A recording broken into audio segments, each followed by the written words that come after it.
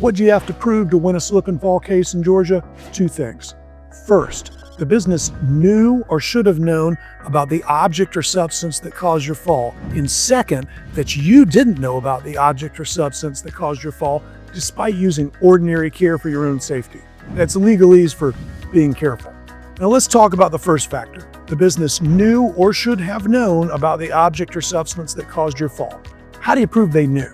If an employee caused the spill or left something on the floor, they knew. If an employee knew about the hazard and didn't clean it up, they knew.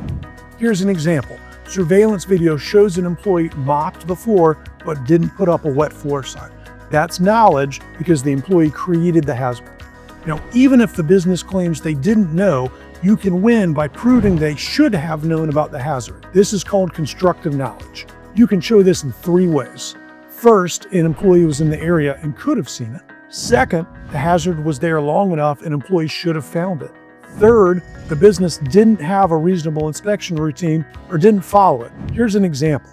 Surveillance video shows that a customer spills a drink and that multiple employees walk by it, don't clean it up, or do anything. That's constructive knowledge. Let's talk about the second factor. You didn't know about the hazard. The second thing you have to prove is that you didn't know about the hazard despite using ordinary care for your own safety. Being careful. Let's take a slip and fall on a wet floor. If you know the floor is wet, you walk on it anyways and fall, the law says you cannot recover for that. But if you're being careful, you're looking where you're going, there's no wet floor sign, and you don't realize it's wet, the law says you can recover for that. Timing matters. Georgia courts have ruled that if a hazard's only there for a short amount of time, like 10 to 20 minutes, the business is usually not responsible. Why?